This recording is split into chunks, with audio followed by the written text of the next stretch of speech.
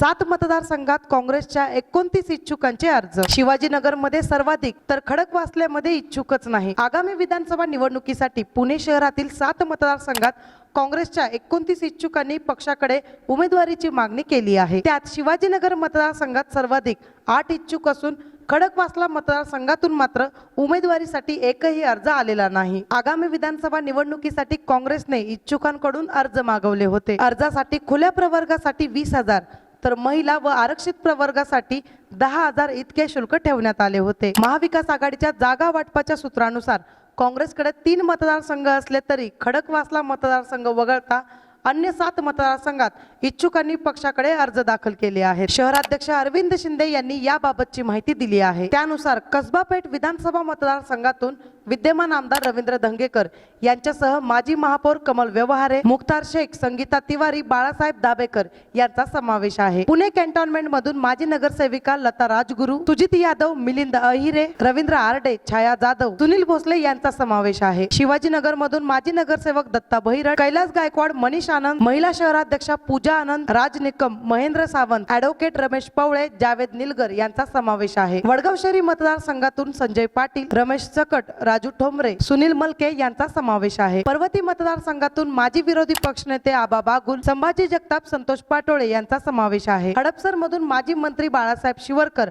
व हाजी तांबोळी यांचा समावेश आहे। तसेच कोथरूड मधून संदीप मोकाटे यांचा इच्छुकांच्या अर्जामध्ये समावेश आहे। पुणे कॅन्टोन्मेंट मतदारसंघातून उमेदवारीसाठी प्रमुख दावेदार असलेले माजी मंत्री रमेश बागवे यांनी अद्यापही अर्ज भरलेला नाही। पुणे कॅन्टोन्मेंट मतदारसंघातून उमेदवारीसाठी प्रमुख दावेदार असलेले माजी मंत्री रमेश बागवे यांनी अर्ज भरलेला नाही। नव्याने पक्षात आलेले अविनाश साळवे यांचाही अर्ज नाही। याशिवाय शहराध्यक्ष अरविंद शिंदे यांचा अर्ज आला नसून आपण निवडणुकीसाठी इच्छुक नसल्याचे त्यांनी सांगितले। अशाच ताज्या राजकीय घडामोडी पाहण्यासाठी आपल्या बातमी टीव्ही या YouTube चॅनलला लाईक, शेअर आणि सबस्क्राईब नक्की करा। धन्यवाद।